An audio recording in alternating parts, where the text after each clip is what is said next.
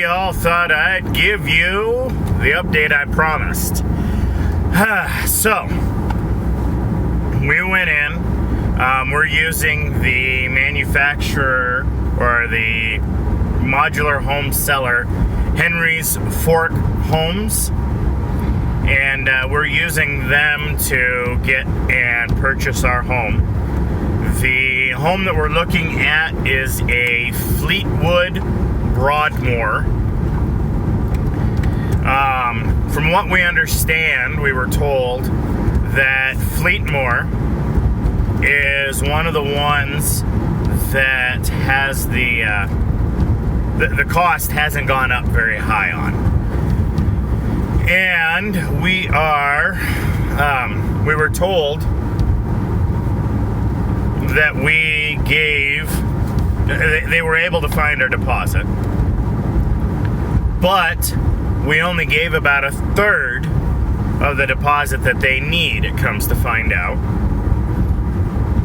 So we're going to work on that. We also, and I just remembered this, we've got to put this on our list to do. We also need to get our pre-approval letter or something of that sort from our loan officer, Gail, as well. And so that we can show them that we are actually pre-approved for the loan. We also,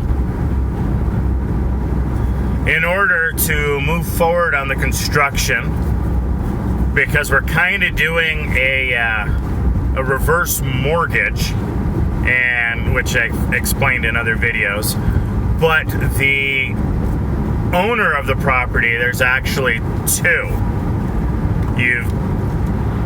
They're brothers that own it. They're the ones left. And so the one selling to us needs to get a notarized letter or something of the sort notarized that essentially states that he has permission to sell the property to us. And then we're going to get together after he gets that note, and we're going to go into Teton County Title down here, and we're going to get a promissory note set up so that it covers all of our heinies.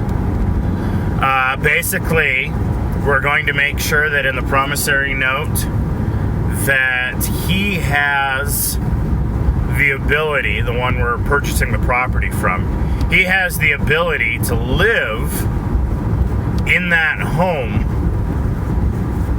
until he either dies or he goes to a nursing home or whatever, but he has that property or access to that property until his death.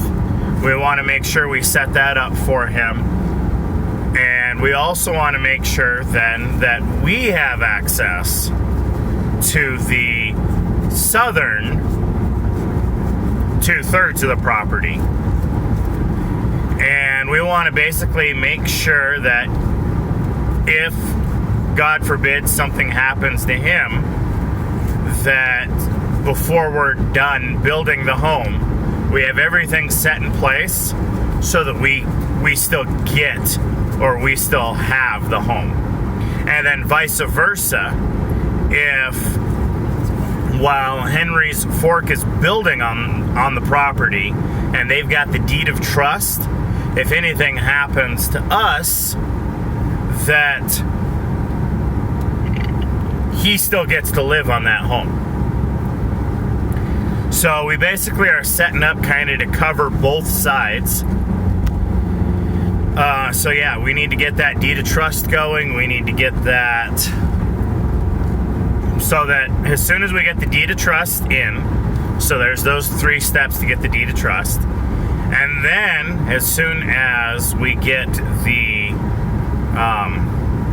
pre-approval letter from our loan officer, we get those two things in place, and we give them 2/3 more of a deposit, then they'll go ahead and start building the home for us, so that, knock on wood, come spring, come spring, we will have a home being built. And if everything is done right, so if the modular home is built and or almost built by the time we break ground, then we should be expecting a 2 to 3 month leadway before we move in. So let's say April, they break ground. That would mean May, June, July, we would be moving in. Theoretically, it could be June. Now, if they break ground instead of in April, in May, then we're looking June, July, August again. So basically, we want to get this process moving as quickly forward as we can. So we're going to go ahead and send out a letter to our loan officer, an email, and I guess get the pre-approval process going again, which we were already pre-approved, but the pandemic happened and we ended up not being pre-approved during that time. So we need to get the pre-approval letter and everything else together, and we're still, and then we find out Wednesday what happens to the price, because we found out that when we put in, you don't actually lock in a price until 30 days before construction begins. So that can mean that the price goes up a little bit or a lot, but what we're going to do is we're going to kind of set a soft cap on that price, try to whittle it and work it to the number that we like, and then tell them, hey, if it gets ready to be built 30 days before and they come back and they say we've jumped $20,000, we're going to say, then unfortunately we got to hold off a little bit longer, because right now the United States of America gets about 80 to 90% of its lumber from Canada. So even though the United States has been working so hard on being energy independent and being all this other stuff that they keep touting, and trying to be self-sufficient and all this other stuff that they keep on talking about, lumber we get from Canada. Like I said, about 80 to 90%. So that means, since the border between Canada and the United States is closed, the cost of lumber has, since January, and here it is November, has gone up 350 to 400% in cost, which is a huge jump. And that has caused, of course, then a lot of prices to go up. So we're not necessarily paying a lot more in labor, but we are paying a lot more in material. So that'll be something that we got to kind of look at and kind of weigh our options and make sure that we get everything set up the way that we can to be able to get this home. We find out that Wednesday, so we will kind of keep our eye out for it. We will give you kind of an update and let you know more about what we see, more about what happens on our journey to find the home. And hopefully, coming up soon, in a few months, we'll be able to show you some of the videos of the process being done.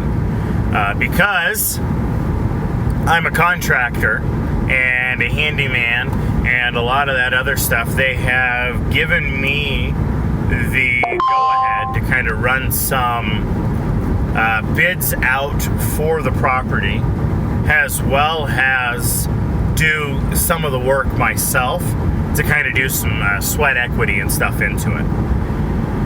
And so that's what we're hoping is basically by doing some of this stuff, we're not only going to drive the price of the home down that we have to pay, but we're going to make it so that we've got a lot more equity in the home when we actually turnkey and go in.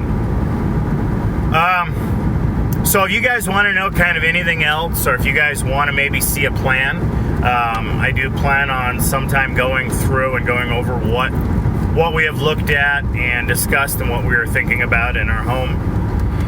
But as of right now, that's what I've got as an update. So you guys have a wonderful and blessed day.